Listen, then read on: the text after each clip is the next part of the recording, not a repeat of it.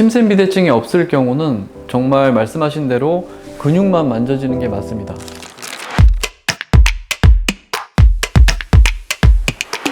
안녕하세요. 피부과 전문의 윤성환 원장입니다.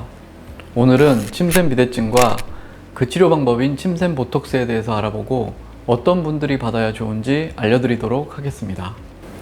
먼저 침샘부터 설명을 드리면 간단하게는 보통 침이라고 하는 타액을 만들어내는 기관입니다. 구강 건강과 1차 소화 기능에 중요한 역할을 하고 있습니다. 주된 침샘의 위치는 귀 밑에 있는 귀밑샘, 이하선, 그리고 턱 밑 부위에 있는 턱 밑샘, 악하선, 그리고 여기 목 부분에 위치하게 되는 혀밑샘, 설하선이 있습니다. 혀밑샘은 입안에 위치하고 있어서 눈으로는 잘 보이지 않지만 귀밑샘과 턱 밑샘은 붓고 커진다면 육안으로 확인이 가능합니다. 원장님 혹시 그 침샘하고 사각턱이라고 말하는 거에 차이가 있을까요? 보톡스가 대중화되면서 대부분 갸름하게 만들려면 사각턱에 보톡스 맞으면 된다, 이렇게 많이들 알고 계실 겁니다. 그런데 이 사각턱 보톡스라는 게 저희가 음식을 씹을 때 사용하는 턱 근육, 저작근이라고 하는데 이 근육에 보톡스를 주사해서 그 크기를 줄이는 걸 말합니다.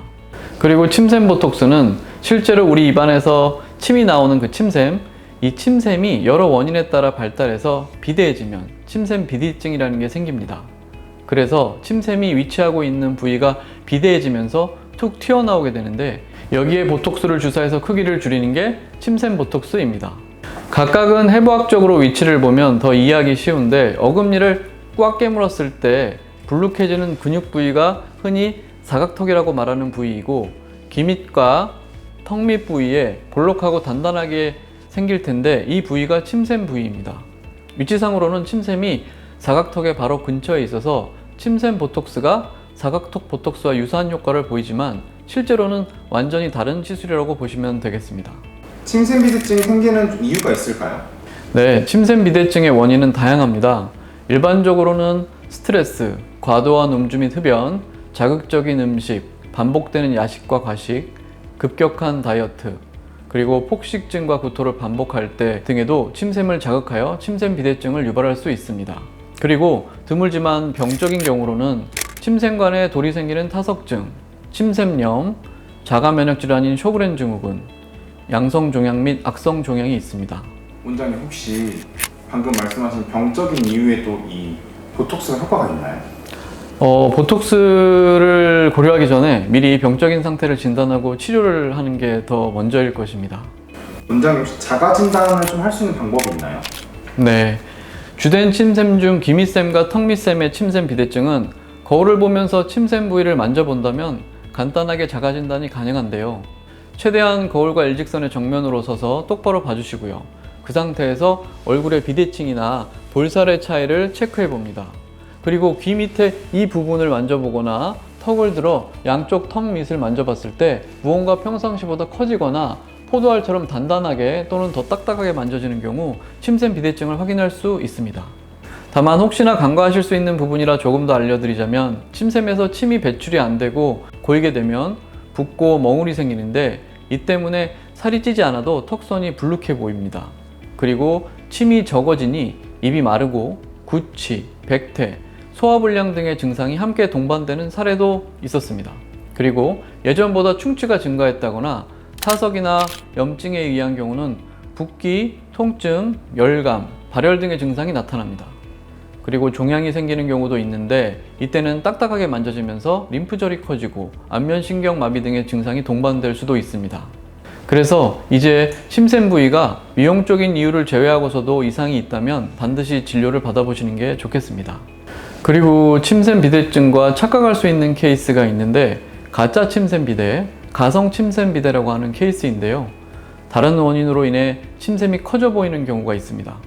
귀밑샘의 경우가 특히 사각턱 보톡스를 과하게 시술한 경우 사각턱 부위가 과하게 들어가면서 상대적으로 뒤쪽에 귀밑샘이 커 보이는 경우입니다. 그리고 가성 턱 밑샘 비대는 무턱인 경우와 양악이나 안면윤곽수를 받은 경우 턱 밑 부위가 당겨지면서 턱 밑샘이 도드라져 보이는 경우가 이에 해당합니다.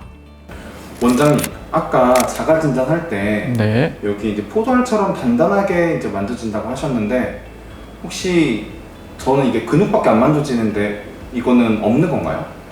예, 우선 기미센 부위는 침샘 비대증이 없을 경우는 정말 말씀하신 대로 근육만 만져지는 게 맞습니다.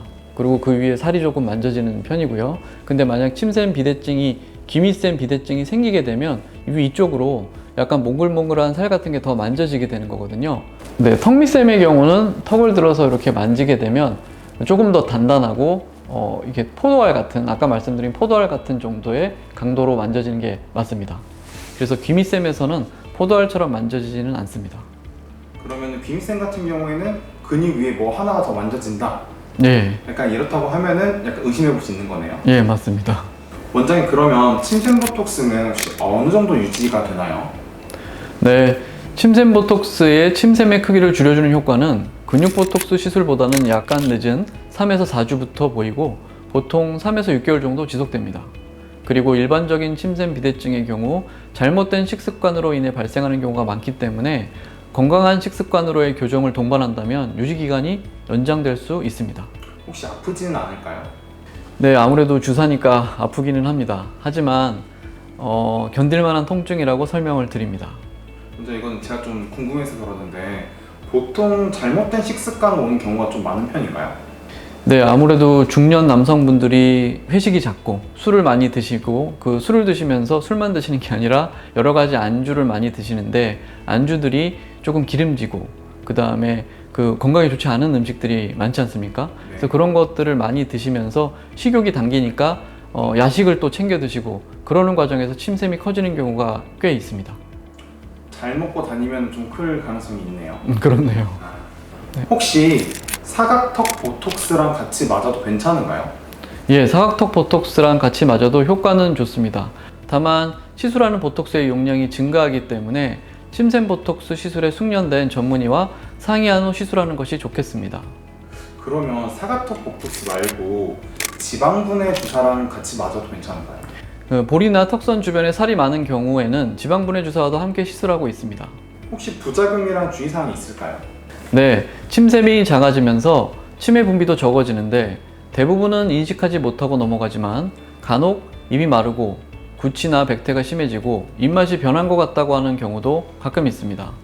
보통 침 분비가 혀밑샘에 비해 상대적으로 적은 기밑샘과 턱밑샘 단독 시술에서는 거의 없는데 양쪽을 모두 시술하는 경우이거나 기밑샘, 턱밑샘이 상당히 커서 보톡스 용량이 평균적인 경우보다 많이 필요한 경우 발생할 수 있습니다. 이 경우 숙련된 시술자와 충분히 상담 후에 시술한다면 불편감을 예방하거나 완화시킬 수 있습니다. 원장님, 그러면 침샘을 좀 마사지하는 것도 있던데 마사지는 효과가 있을까요? 좀 자극을 줘도 괜찮은지. 네, 침샘을 마사지하는 방법은 있습니다. 다만 이는 타석증 또는 염증으로 침샘의 분비가 원활하지 못하여 구강 건조증이 발생하는 경우에 마사지를 통해 침의 이동 경로인 침관의 활동을 원활하게 해주어 막혀있는 침관 또는 타석을 배출하고자 시도하는 방법입니다. 다른 원인으로 인한 침샘 비대증에도 효과가 있는지는 확인하기 어렵습니다. 오늘은 침샘 비대증, 침샘 보톡스에 대하여 정리해 보았는데요. 다이어트를 열심히 하고 사각턱 보톡스를 맞았는데도 턱선 라인에 변화가 없고 볼살이 남아있는 것 같다면 숙련된 전문의와 침샘 비대증에 대하여 확인해 보면 좋을 것 같습니다. 도움이 되셨다면 좋아요, 구독 부탁드립니다. 다음에도 유익한 내용으로 다시 만나겠습니다. 감사합니다. 피부과 전문의 윤성환 원장이었습니다.